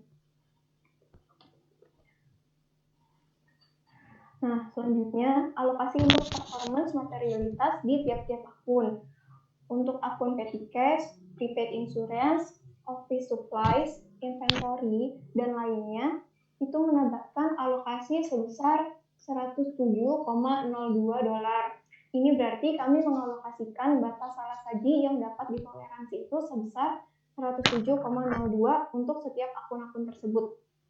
Dengan kata lain, dalam mengaudit akun-akun ini, kami perlu mengumpulkan bukti yang cukup banyak karena batas salah saji yang dapat ditoleransi cukup kecil. Namun, walaupun akan membutuhkan banyak bukti, kami berekspektasi audit tetap dapat dilakukan selengkapnya dengan biaya yang minimal karena transaksi yang berkaitan dengan akun-akun ini tidak terlalu banyak. Lalu yang selanjutnya ada kriteria B, yaitu ada akun cash dan allowance for bad debts dengan alokasi sebesar 313,94 dolar. Nah, ini berarti kami mengalokasikan batas salah saji yang dapat ditoleransi itu sebesar 313,94 dolar untuk setiap akun-akun itu. Dengan kata lain, dalam mengaudit akun ini, kami perlu mengumpulkan banyak bukti karena batas salah saji yang dapat ditoleransi itu cukup kecil dan kemungkinan memiliki resiko kecurangan yang tinggi karena sifat kas sendiri ini kan liquid ya. Lalu selanjutnya ada kriteria yang C, yaitu ada akun receivable, inventory, accounts payable, accrued payroll tax, dan federal income tax payable dengan alokasi sebesar 1.883,63 dolar. Nah, karena memiliki batas saji yang cukup tinggi, jadi akun-akun tersebut jumlah transaksinya itu penyebab alokasi performance materialitasnya tinggi ini karena transaksi-transaksi ini sering terjadi di satu periode itu, atau dengan kata lain akun yang sering muncul dalam kegiatan transaksi perusahaan. Nah, hal ini menyebabkan proses audit harus membutuhkan sampling dari masing-masing akun. Selanjutnya ada yang D, yaitu land, building, dan machinery, dan lain-lain, dengan alokasi sebesar 349 dolar. Nah, batas salah saji yang rendah ini karena akun property, plant, dan equipment ini memiliki jumlah transaksi yang sedikit. Atau dapat dikatakan bukan merupakan akun yang rutin muncul pada setiap kegiatan perusahaan, namun memiliki nilai nominal yang besar, sehingga kemungkinan untuk terjadi salah saji ini cukup tinggi. Oleh karena itu, kami mengalokasikan materialitas dengan nominal yang kecil, karena untuk pengujian audit, akun PPR membutuhkan banyak bukti audit. Next. Nah, selanjutnya tadi ya kriteria A itu performance materiality-nya rendah karena bisa diaudit dengan biaya yang rendah dan kemungkinan tidak terdapat salah saji. Sementara untuk yang B, performance materiality-nya rendah karena biaya audit yang rendah tetapi memiliki fraud risk-nya tinggi. Terus yang C, performance materiality-nya tinggi karena jumlah transaksinya banyak sehingga butuh sampling untuk audit akun tersebut. Dan untuk yang D, performance materiality-nya rendah karena akun PPE ini transaksinya sedikit tapi memiliki kemungkinan salah saji yang tinggi. Nah, terus yang kriterianya NA ini, PM-nya tidak dialokasikan karena akun tersebut dipengaruhi oleh overstatement atau understatement akun lainnya.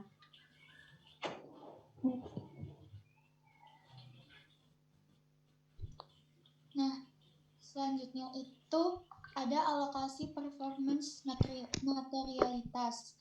Overall-nya itu ditetapkan dari 5% pre-tax income atau pendapatan sebelum pajak. Kenapa kok kita ambil pre-tax income? Karena Apple Blossom ini kami menilainya itu dia kondisinya cukup stabil dan dia punya laba setiap tahunnya. Lalu overall materiality ini sebesar 5% dikali 418,585. Jadi overall materiality-nya itu sebesar 20,929,25. Lalu performance materiality atau PM-nya itu sebesar 75% dikali OM. Jadi 75% dari 20,929,25. Itu hasilnya 16,696,94. Next. Nah, ini selanjutnya akan dijelaskan sama Sarah. Selanjutnya, kami menentukan level risiko dari setiap akun-akun tersebut. Nah, di situ kan ada petty cash, prepaid assurance, office supplies inventory, dan akun-akun lain yang total performance materiality-nya 17,02 itu dikasih kriteria A. Itu berarti kami mengalokasikan batas salah saji yang dapat ditoleransi itu sebesar 17,02 untuk setiap akun-akun yang tersebut. Dengan kata lain, dalam mengaudit akun-akun ini, kami perlu mengumpulkan bukti yang cukup banyak karena batas salah saji yang ditoleransi cukup kecil. Nah, walaupun akan membutuhkan banyak bukti, kami berekspektasi audit tetap bukan nilai minimal karena transaksi yang berkaitan dengan akun-akun ini tidak terlalu banyak dan kemungkinan terdapat salah sajinya kecil. Lalu yang dapat notasi B itu ada cash dan allowance for bad debt. Nah, berarti batas toleransinya itu $313,94 yang ditandai dengan kriteria B. Itu berarti kami mengalokasikan salah saji yang ditoleransi itu sebesar tersebut dan akun-akun itu dapat kami perlu kumpulkan banyak bukti karena batas salah sajinya yang dapat ditoleransi cukup kecil dan kemungkinan risiko kecurangannya tinggi. Nah, untuk cash sendiri kan punya risiko bawaan yaitu kayak cashnya tuh mudah dicuri, risiko bawaan cash itu mudah dicuri. Lalu yang dapat kategori C itu ada akun receivable sama inventory sebesar $1,883,63. Nah, itu menunjukkan salah sajinya cukup tinggi. Tinggi batas salah saji ini dikarenakan akun-akun tersebut memiliki jumlah transaksi yang banyak dalam setiap satu periodenya. Atau dengan kata lain merupakan akun yang sering muncul dalam kegiatan transaksi perusahaan. Hal ini menyebabkan proses audit membutuhkan sampling dalam pengujian masing-masing akun. Nah, dari risiko bawaan akun receivable sendiri itu juga seperti AR tidak tertagih. Nah, terus kalau risiko bawaan inventory itu mudah dicuri. Next.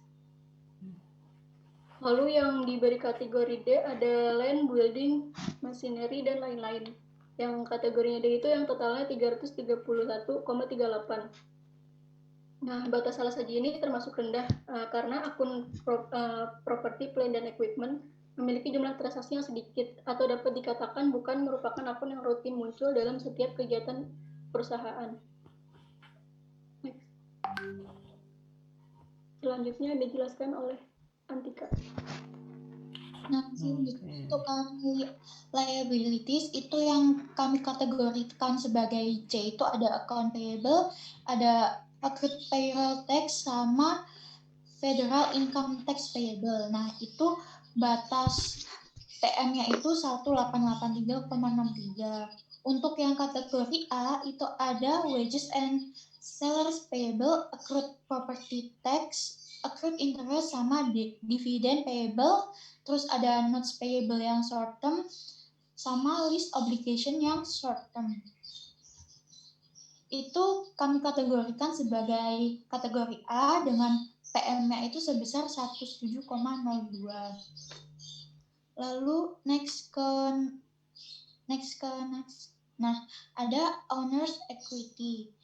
Itu kami kategorikan juga common stock, other contributed capital, sama unrealized gain or loss investment. Itu dikategorikan sebagai A dengan PM-nya 107,02 juga.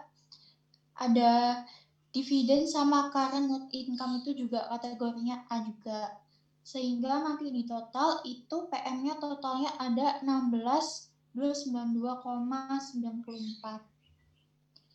Nah, sekian presentasi dari kelompok kami. Kalau ada pertanyaan, boleh ditanyakan. Terima kasih.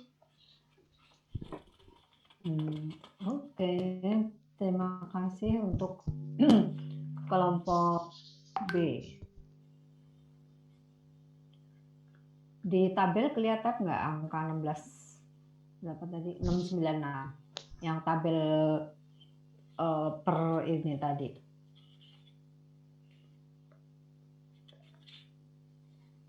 Ya, ditaruhnya di slide yang paling terakhir, Bu. Tapi maksudnya kan yang dijelaskan awal-awal itu rinciannya ya. Oh no. Iya, rincian. Rincian. Tapi nggak ada penjumlahan sebesar itu ya. Jadi kita nggak bisa ngecek benar nggak itu total itu 696 di tabel. Coba nanti diuji lagi, betulkah sebesar itu ya. Iya, Bu. Oke. Ya, terima kasih grup B. Silakan grup A untuk mengajukan pertanyaannya. Izin bertanya, Bu. Ya, silakan. Siapa? Anissa, absen 1. Izin bertanya, ini mungkin terkait penjelasan Ibu tadi tentang yang materiality. Kan katanya kalau semakin rendah materialitas berarti tingkat yang ditolerir salah sajinya itu juga semakin sedikit.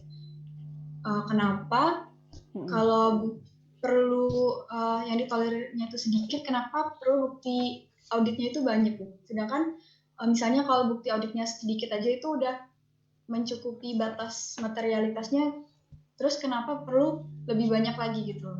Saya masih kurang paham di sana. Terima kasih. Oke, B jawab. Izin coba menjawab, Bu. Ya. Antika absen 2. Antika. Ya. Itu kan kalau misalnya materialitasnya sedikit, itu misalnya kita cuma netapin akun A itu cuma materialitasnya 10 juta. Nah, dengan materialitas yang dikit itu, auditor itu menetapkan prosedur auditnya itu dengan lebih teliti gitu. Jadi setiap transaksi dianggap material dan penting. Jadi kayak karena dianggap material dan penting itu bukti yang dikumpulin itu jadi banyak gitu loh. Paham nggak, Cah? Ya. Kasihan kita. Ya. Jadi penjelasannya betul sih, harus lebih teliti. Harus lebih telitinya bagaimana? Bukti yang harus dikumpulkan lebih banyak gitu. Supaya kesalahan yang sedikit aja akan ketahuan gitu. Kalau buktinya sedikit bisa jadi belum bisa membuktikan bahwa itu banyak terjadi kesalahan gitu. Gitu. Oke. Ya, sama dengan risiko tadi juga kalau risiko makin besar risikonya ya makin harus banyak bukti yang dikumpulkan. Oke, silakan pertanyaan berikutnya. Izin bertanya, Bu. Siapa grup A? Nama Sidki Novel Musyafa, absen 28. Sidki, ya 28. Iya. Izin bertanya tentang tadi yang dipresentasiin ya, itu alokasi performance materialitas. Di tabelnya itu kan di yang kriteria keterangan di kriteria ada yang performance materialitasnya kalau nggak salah tidak dialokasikannya itu. Oh, coba lihat di tabel ada yang performance materialitas tidak dialokasikan karena akun tersebut dipengaruhi oleh overstatement, understatement akun lain. Nah, contohnya ini bagaimana ya? Kenapa tidak perlu dialokasikan akun tersebut gitu? Terima kasih. Ya, silakan. Izin menjawab, Bu. Ya. Bernita absen 5. Bernita jawab. Oke.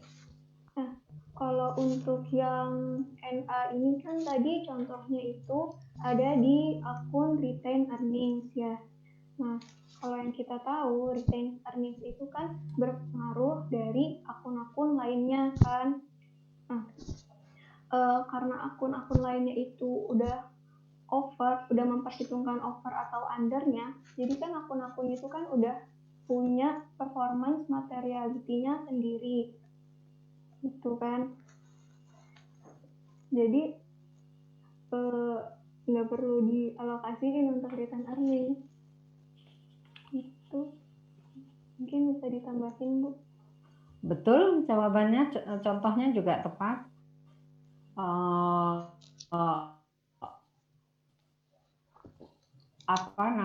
Yang not available itu adalah hasilnya itu merupakan dampak dari pos yang lainnya. Ya, return earning itu kan adalah ujung-ujungnya dari perhitungan dari akun lainnya.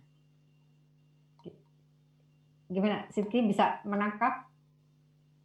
Bisa, Bu. Karena ya, dia merupakan dampak. Income juga begitu ya, Bu, atau gimana? Kenapa? Gimana? Ya, berarti seperti net income atau gimana? Iya, karena dia kan akumulasi dari semua transaksi itu kan, plus minnya gitu. Nah, berarti kan dia materialitasnya itu udah ada dari awalnya di sana gitu, dari pos-pos lain yang mengakibatkan dampak ke return earning tersebut gitu. Makanya dia ini alokasinya 0 gitu.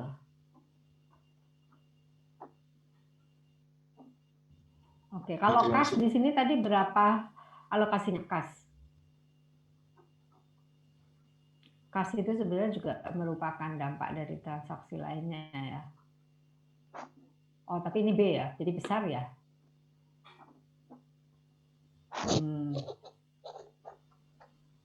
Cukup material ya.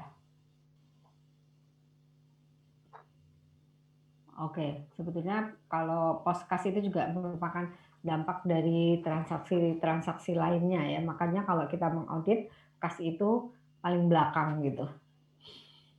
Ya, oke, terima kasih. Lanjut, pertanyaan lanjut. Izin bertanya. Iya, siapa? Saya Elizabeth, absen 10. Tadi di slide 12 itu kan disebutkan untuk OM-nya itu 5% pre-tax income. Nah, boleh minta tolong dijelaskan lagi nggak? Jadi, kenapa memilih pre-tax income itu dalam pertimbangan materialitasnya gitu? Soalnya saya masih kurang paham. Terima kasih. Ya. Izin menjawab. Silakan. Nabila nomor 20. Nabila 20. Oke. Iya, jadi berdasarkan juknis BPK audit keuangan materialitas, dasar penetapan materialitas itu oleh auditor itu ditetapkan berdasarkan orientasi entitasnya gitu loh. Jadi kalau misal entitasnya itu non profit di orientasinya, nah berarti yang lebih relevan untuk jadi patokan materialitasnya itu total pendapatan. Nah, sedangkan kalau misal dia entitas yang bertujuan untuk mencari laba, itu lebih relevan kalau menggunakan pre-tax income atau laba sebelum pajak gitu. Contohnya itu misal BUMN sama BUMD. Nah, mereka itu akan lebih cocok kalau misal pakainya menggunakan laba sebelum pajak. Nah, besarnya itu 5% sampai 10% kalau yang pre-tax income. 5% itu untuk entitas yang publik, perusahaan yang publik, tapi kalau yang 10% itu yang non-publik. Setahu saya seperti itu, Bu. Atau mungkin ada tambahan? Oke, jadi yang untuk jadi dasar penetapan di penyebut materialitas itu adalah tergantung perusahaannya ya. Kalau dia ini income-nya dianggap stabil ya, tampaknya kalau Apple Blossom ini dianggap stabil, jadi income itu bisa dipakai untuk dasar. Kalau untuk perusahaan lain bisa jadi dasarnya itu adalah aset lancar atau aset tetap misalnya gitu. Jadi memang tergantung jenis usahanya. Ya. Mana yang lebih bisa stabil untuk dipergunakan. Nah, Apple Blossom ini dianggap income-nya stabil. Oke, gimana? Terima kasih Nabila, Ibu. Oke. Ada lagi? Izin bertanya, Bu. Siapa? Saya Kevin absen 16. Kevin 16. Oke. Iya, Bu. Jadi pertanyaan saya itu kenapa IASB atau organisasi audit Indonesia itu tidak menentukan benchmark atau patokan soal materialitas. Nah, kenapa tidak ditentuin sama organisasi pemerintah atau yang diaudit pemerintah atau sama publik? Nah, kalau memang harus auditor, kira-kira faktor apa aja yang menentukan tingkat materialitas auditor? Silakan, siapa yang menjawab? Saya izin menjawab pertanyaan Kevin, Bu. Menurut saya, Bu Sarah, absen 25. Oke, 25 Sarah. Menurut pendapat kelompok kami, kelompok B, jenis perusahaan itu banyak kan, terus proses bisnisnya pun beda-beda. Nah, bahkan perusahaan yang bidang usahanya sama pun proses bisnisnya bisa beda. Sehingga susah apabila dibuat benchmark secara umum. Oleh sebab itu, auditor harus berperan penting untuk memahami dengan jelas proses bisnisnya, proses bisnis perusahaan dia sendiri gitu, dan menentukan materialitas saat proses audit. Nah, kalau untuk faktor-faktornya bisa ditambahin sama Yahya, Bu, absen 29. Halo. Oke. Saya akan menambahkan untuk faktor-faktornya seperti yang dijelasin dari kelompok kelompok yang batch 1 tadi. D. Yang di D yaitu. Tadi ada faktor kualitatifnya kayaknya, sepertinya slide-nya. Yang ada perjanjian pinjaman, pengubah tren, kompensasi manajemen, pengguna laporan keuangan, dan menyembunyikan tindakan ilegal. Nah, salah satunya itu walaupun kelihatannya kayak secara angkanya kecil, tapi itu pengaruhnya juga kualitatif itu bisa besar. Contohnya itu perubahan tren. Saya beri contoh itu kayak kasusnya BlackBerry dulu. BlackBerry kan dulu sempat tenar kan, terus setelah itu ada perubahan tren dari pasar yang dulunya suka BlackBerry terus pindah ke merek Apple. Jadi kayak perubahan tren itu juga akan berpengaruh besar pada pertimbangan material itu tadi. Terus untuk yang pedoman tadi sebenarnya udah disinggung dari kelompok D tadi, bahwasanya itu pedoman materialitas itu nggak ada pedoman khususnya terkait materialitas pada standar akuntansi dan auditnya. Jadi itu kembali ke professional judgment dari auditor, seperti itu, Bu. Iya, betul. Jawabannya betul. Jadi tadi di D juga sudah disampaikan seperti itu. Tadi ada faktor-faktor yang perlu dipertimbangkan, serta tadi yang saya bilang bahwa nggak ada pedoman karena itu sangat tergantung dengan jenis usahanya. Sebentar, saya mau nutup portal sebentar ya. Ini escape-nya gimana ya?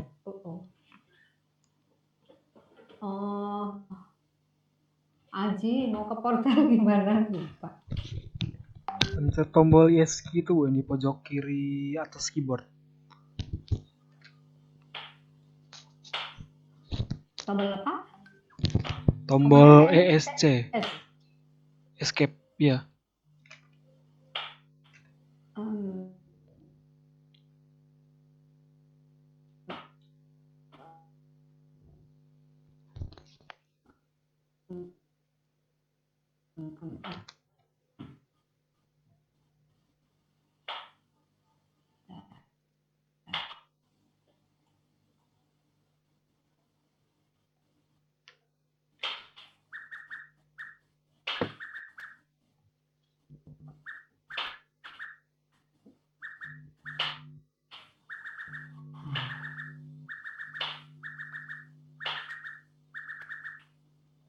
Notifikasi dari portal kedengeran juga ya di situ? Enggak? Kedengeran. Oke. Mudah-mudahan bisa ditutup beberapa detik sebelum jam 1. Soalnya